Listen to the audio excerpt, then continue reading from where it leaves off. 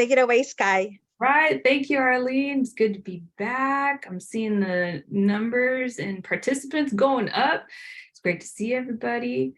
So, okay, I have some of my own disclaimers I have to read out loud and share with y'all before we jump into the presentation. So this wellness session is provided to you by the Contra Costa Health Services Wellness Team. Please contact CCHS Wellness at cchealth.org if you have any questions. By viewing today's session, we hope to enhance self and mutual awareness, understanding, and appreciation of different wellness, well-being practices, and perspectives. The content I will provide today is based on my lived experience, clinical experience, and research. Due to confidentiality purposes, I cannot mention the names of participants who participate via chat, as much as I love shout outs. Please know that your participation and comments are welcomed and very much appreciated. I just have to keep it anonymous when I acknowledge it. So in today's session, we're going to be discussing the power of recontextualization, an essential tool for work-life balance. Just so you know, presentation slides and a handout will be available after our session. So relax. You don't have to take notes. We're just going to hang out together for the next 20 minutes. So before I move into this next slide, I just want to make sure everybody, I'm going to adjust and get comfortable. I encourage all of you to do the same wherever you're joining from. And I'm just going to ask that we all take a big, deep breath in, inhaling through our nose. Get that last little sip of air, even when you feel like your lungs are full. Go ahead and exhale out of your mouth. And continue to push the air out of your lungs. And even when you feel like you've gotten all of it out, well, not all of it, but enough, go ahead and push a little bit more out. Okay. In case you forgot what I looked like, there I am. Arlene introduced me earlier. So yes, I'm a licensed marriage and family therapist here in Sacramento, where I work with clients in a private practice telehealth setting. I am also a Northern Sierra Miwok woman and citizen of the Ion Band of Miwok Indians.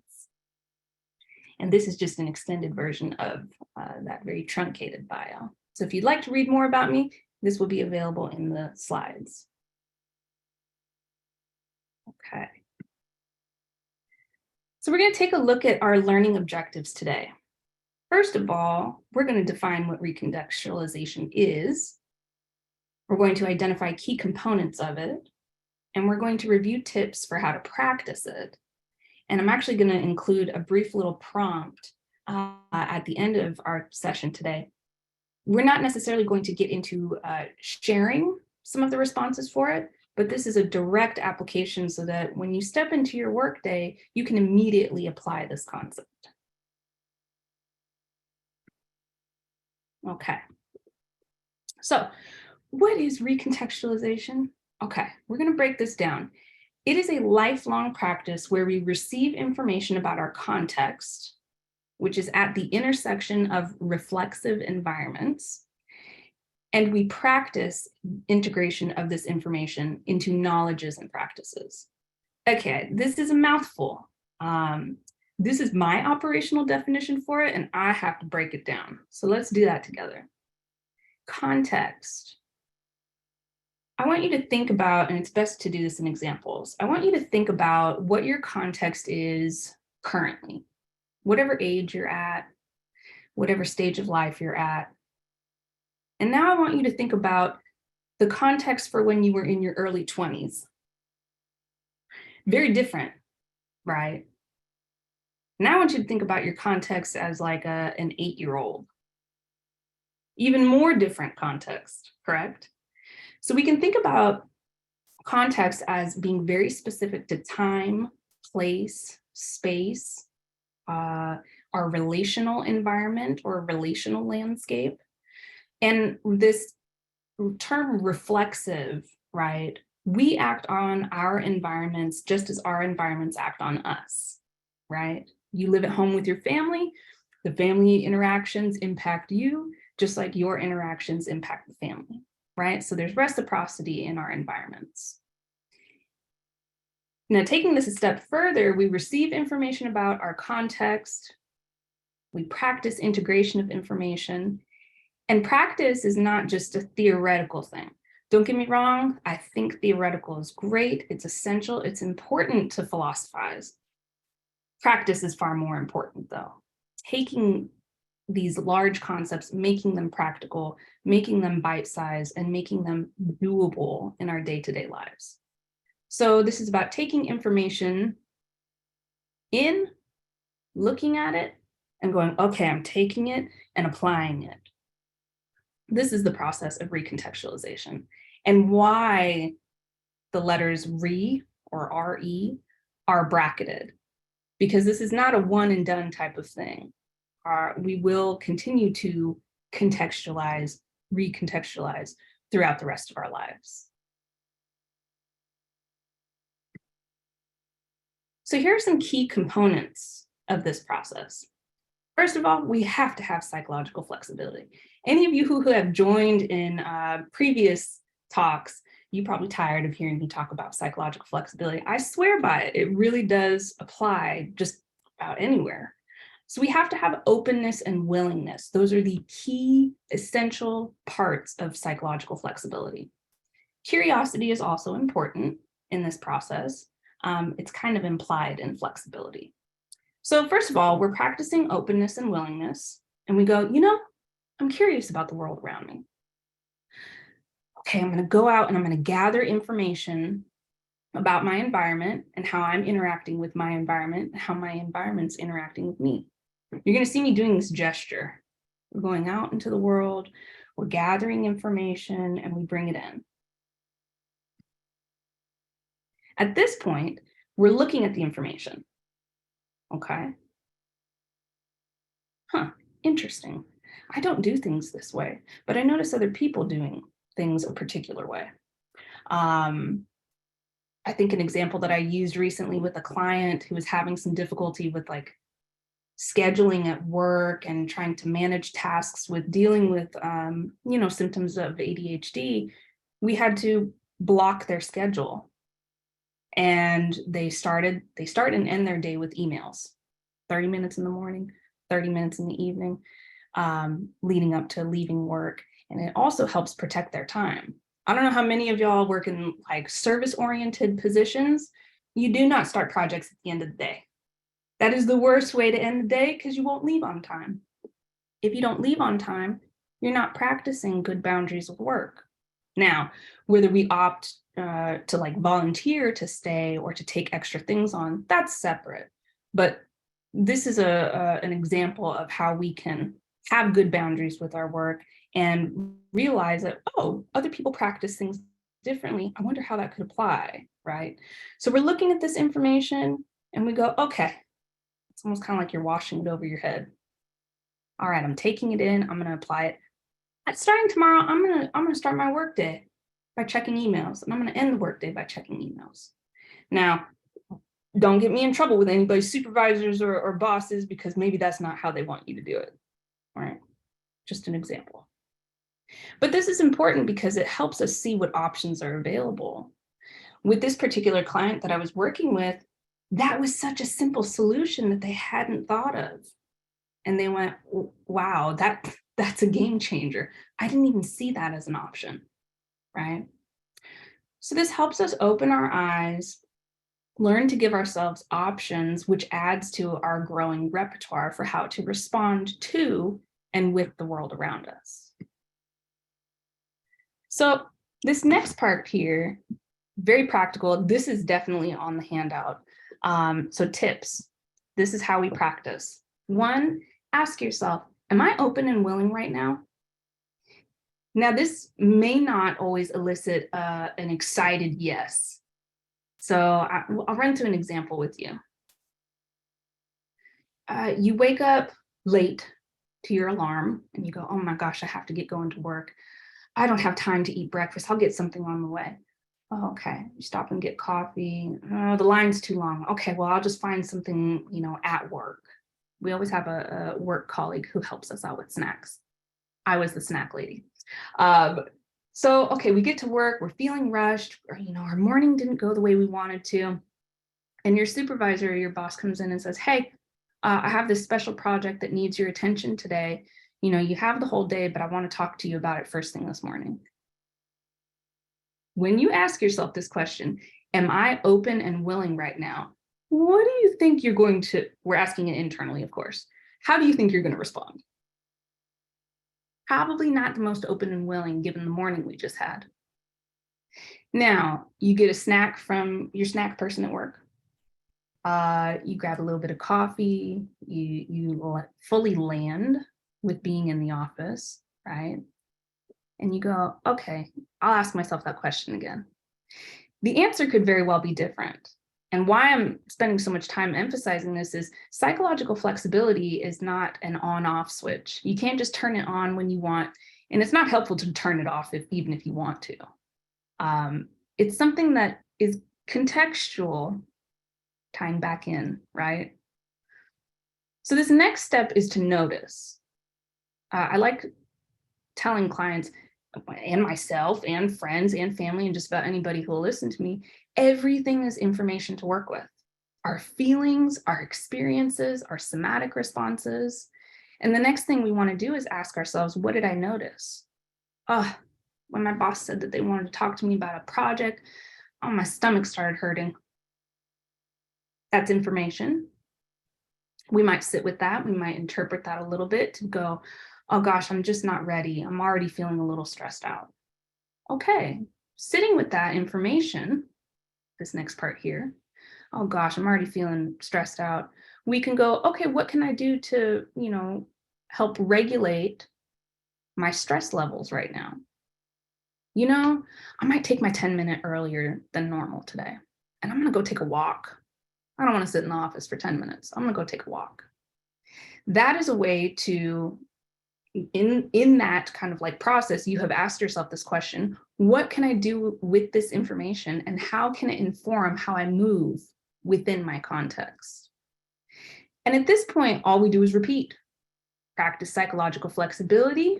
We start here, we go and we gather information, we bring it back and we look at it, and then we integrate it and we come right back here. This is what you'll be doing for the rest of your life because we're dynamic, our environments are dynamic, and the people in our environments, turns out, also dynamic, right? Now, something to keep in mind for this is you might spend a lot of time gathering information, and maybe it's a slow process. And then maybe you quickly integrate it, or vice versa. Everybody has their own style, their own approach, and there's no right or wrong way to go about it, timing-wise. So what I'd like you to do next is, I want you to just sit here. I want you to think of a difficult experience that you've had at work recently that had an impact on you. Think about the qualities of that difficult experience. What was the context? What contributing factors were in your power and control? And what contributing factors were not? How have you been holding space with that information? And how will you hold space with that information moving forward? I'd wanted to include this today because if you're like me, I need examples. It helps, right? So this is a way to structure recontextualization with questions that we can ask ourselves with a beginning, middle, and kind of end, and with having it be future focused towards the end of the prompt while also acknowledging that we had a difficult experience, right? So this is what I'd like you to think of, a great way to apply this concept and practice of recontextualization. As much as I would love for the opportunity to hear some of the examples, we do have a short session today. Not to mention confidentiality can get a little tricky with sharing some of this stuff, mostly because it's related to work, and I wouldn't want anyone to, find themselves in a tricky position. So at this point, what we'll do is we'll go over the learning objectives. We defined the concept of recontextualization today. We identified key components, and we reviewed some tips and looked at a prompt together that you can think about and give yourself maybe an opportunity to practice recontextualization today.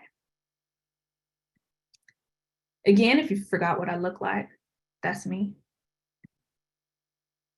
And by viewing today's session, we hope that we enhance self and mutual awareness, understanding, and appreciation of different wellness, well-being practices and perspectives. The content I provided today is based on my lived experience, clinical experience, and research. And this wellness session has been provided to you by the Contra Costa Health Services Wellness Team. Please contact CCHS Wellness at cchealth.org if you have any questions. All right. And I really appreciate the opportunity to sit with all you today. Please post your questions on the chat if you have any.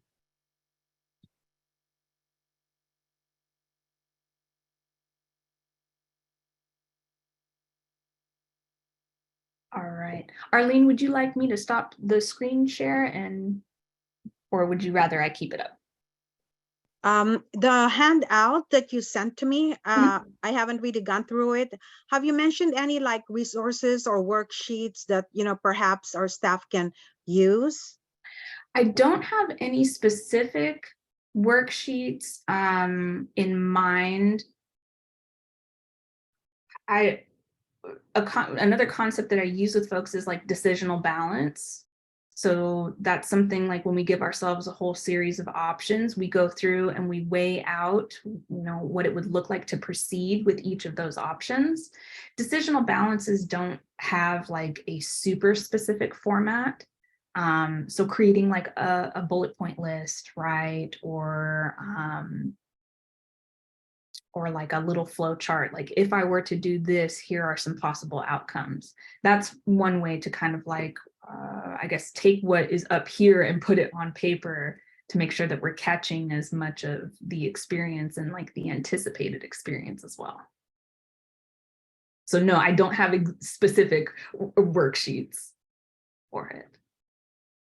And it usually helps to talk things out with people to say like, hey, my options are like, I can, again, going back to, check my email 30 minutes in the morning or check my email 30 minutes in the evening.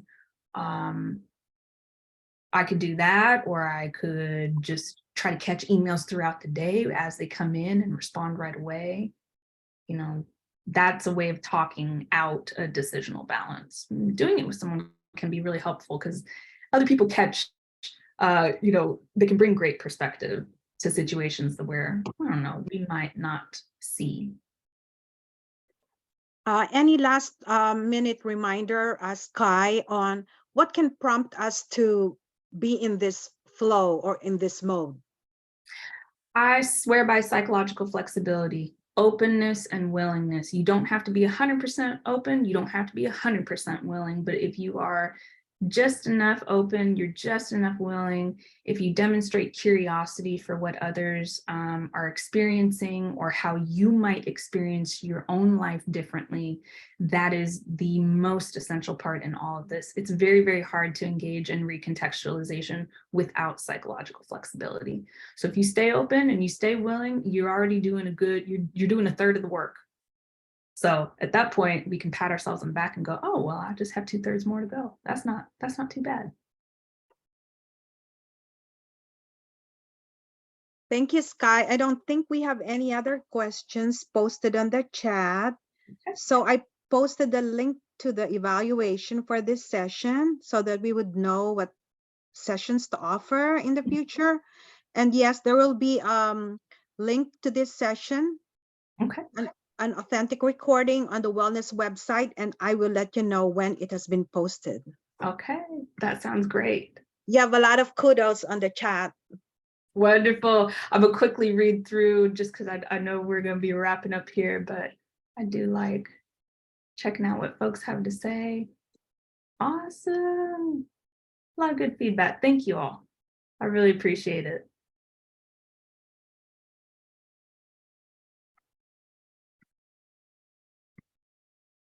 Thank you, Skye. And we always love you having, visiting us and talking with us about different kinds of stuff. Likewise. It's a nice little part of the workday. Totally. And it's, it's just like a bite, Yes. which is easy to digest. Yes. Definitely. So usually I keep the session for 5 minutes after or 10 minutes because of the Zoom link. Yes. Yeah. I'm more than happy to hang out.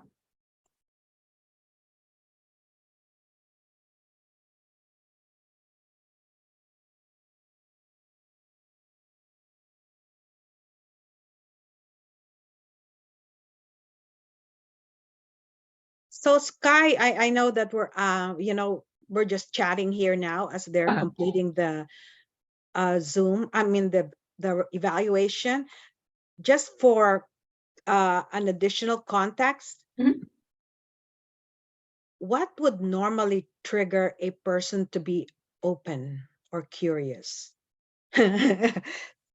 It's, I've noticed just in the time that I've been working with clients this past decade, which still feels wild to say out loud, curiosity is very much a value. And values are usually enacted. They're things that we like to live by, right? Our values. So I think that curiosity is very much something that if you feel inclined to live by, you just naturally do it. Now, there's going to be instances where you feel safe being very curious or expressing that curiosity. And there's definitely going to be instances where you don't feel safe. I think about some of my own personal experiences, and like classrooms historically have been a place of like, I don't feel comfortable asking that question. I'll talk to the professor after class, or I'll send an email.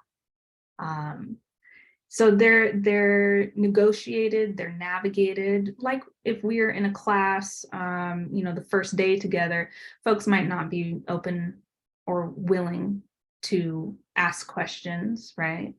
But by the end of the class, most people feel comfortable enough to operate in a way that feels, good to them. So yeah, I think that openness it comes with curiosity, and it also is going to be situational as to whether we feel safe or not. Right. And yeah, I appreciate you mentioning the word trust and Yes. openness. That's very important, especially, in a workplace setting or in a community. Yeah, because I think a lot of us who do operate with that openness, whether we know it or not, we're hoping that other people will also be open with us. We're hoping for it to be reciprocal, and I think it can be devastating or an emotional, experience when we express openness and others are closed off, right? Especially in the workplace. If you have lots of great ideas, or you just come up with great ideas and you have a supervisor who's just, not into it, or they've been doing this work for a really long time, and instead of explaining that, like, hey, this takes time, they might shut down a conversation or kind of like shut down an idea. That can be hard. That can be really hard to experience. So yeah, trust is very much important in the process of this. Right. I think we have one participant who raised her hand, but Oh, okay. yeah, but can you post your question on the chat? Whoever raised their their hand. I couldn't reach her individually, so Okay. Let's see.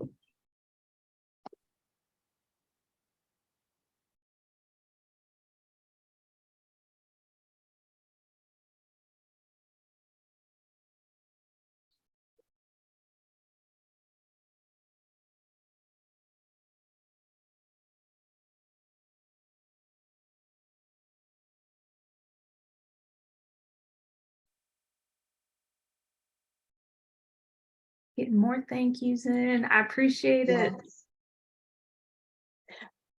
What was the name again of the last video that you delivered to us? You may want to mention it briefly. Oh goodness. There's been there's been quite a few where I'm like, oh no. Sorry, I caught you unaware. Yeah, that was a very cool video. Yeah. Oh, the Indigenous Food Pathways one was Yeah, one of the most recent yeah, one. Yeah. the food security Yes. Yes. and the community implications. Yes. That was a fun one to put together. Right. I was so into it. And then you mentioned the restaurant in Oakland. Yes. Oh my gosh. Try it out. I really think that like when we talk about again, like practices, it's best to go out and do it, go and like experience it. Again, we can talk about theory, and theory is really important. It's foundational, but there's something else. You kind of can't do that with food. To talk about food in theory, I think we frustrate ourselves. It's like, well, I want to go taste the thing that you're talking about. I want to go have that culinary experience. So yeah, I hope a lot of folks, I hope I sent a lot of business that way.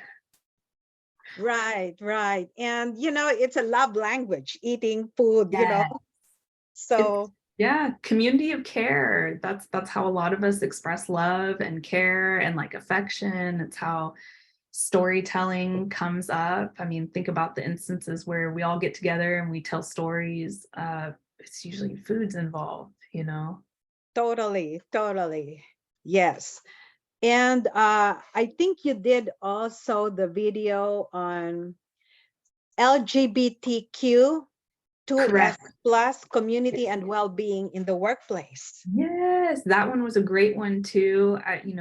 Bringing in Two-Spirit community, because I feel like our Two-Spirit relatives, don't always get included. So that was something I wanted to bring into the title and have that component there as well, just because, there's quite a few folks near and dear to me and in the professional world as well, that represent Two-Spirit community.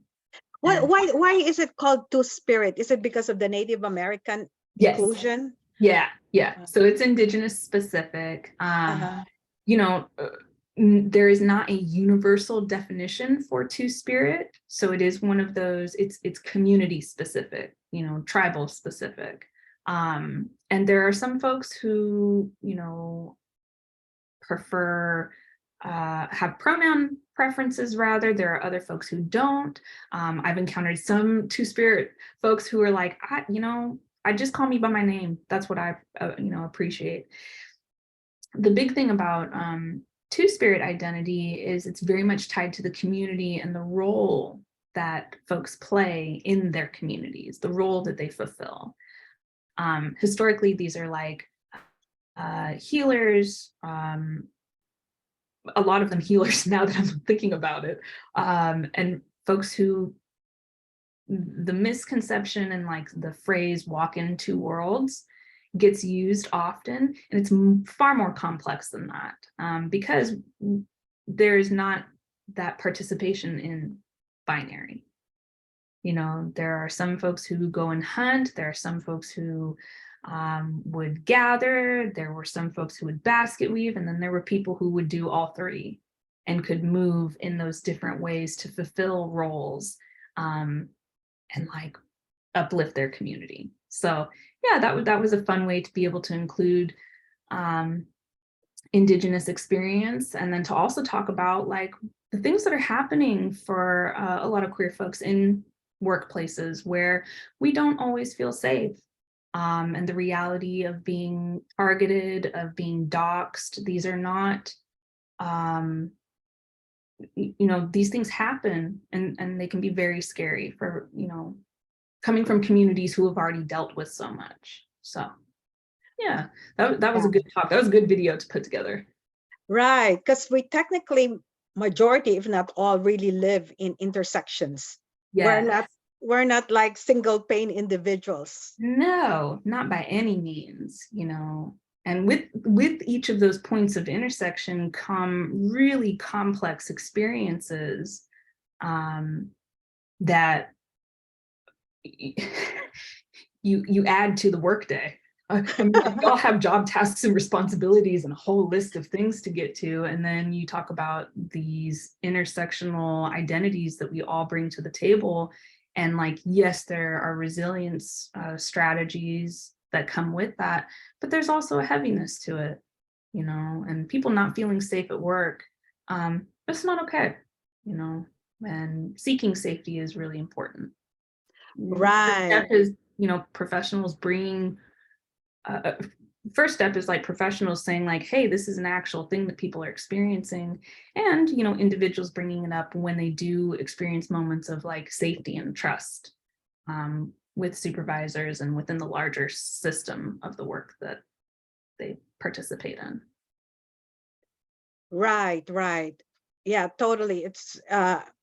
And I noticed that as I delve deeper in doing presentations that represent a certain community, group, background, culture, whatever it is, Uh-huh.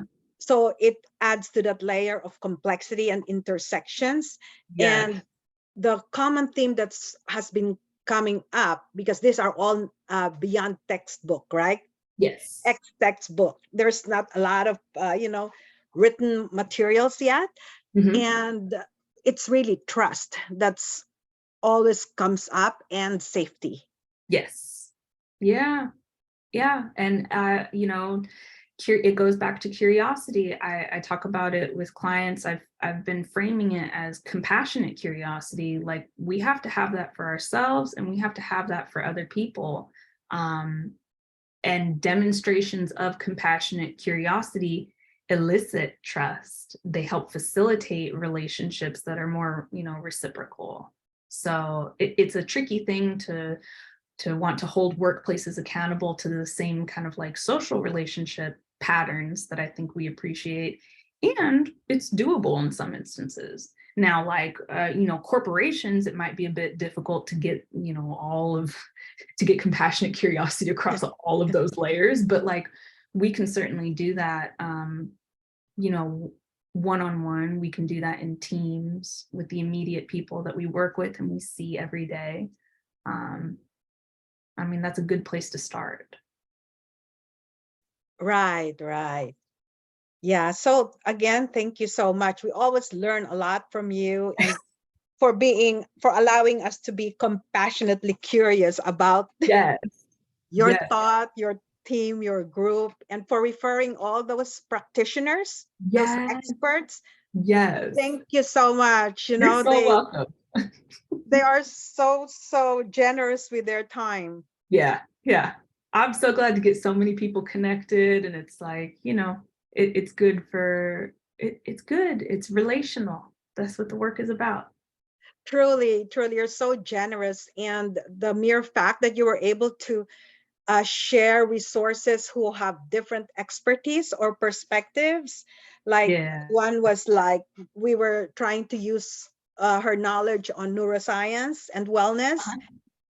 So that was excellent. And then we have other people that hoping that we can, because our resources as usual are limited, right? You know Right. what I mean? So Yep. we wait for the next cycle of Yeah. resources, because we have some referral from you who are very good in expressive arts, Yes. in Yeah. murals. Yes, I'm so looking forward to them being able to get connected with you all and to put something together. It's embodied, you know. Again, we can talk about stuff in theory, but if you're able to like have something tangible to walk away from a presentation with, it feels really good. It feels like a good use of our time. It feels like a good experience. Oh yeah, oh definitely, because you just don't find these nuggets of wisdom Yeah. as a norm, right? Yeah. You have to dig for it and look for people who could be available Yeah. and willing, because I think it's also like trust on the practitioner side that we're not going to mishandle, misuse, or misinterpret or misunderstand your message. Right. Right. Goes back to psychological flexibility, openness, willingness. It's gotta be on both people's parts, you know, or both sides. Yes, and I truly treasure you for, connecting us with those resources and hoping that we can meet somewhere, somehow, for some whom I was not able to connect, this time, for, me with the following whatever blessings we may get in the future. Yeah, definitely. Definitely. Yeah. Okay, so I think it's safe for me to turn off the recording, and oh yeah, I have to turn it off. Sorry. And then stop.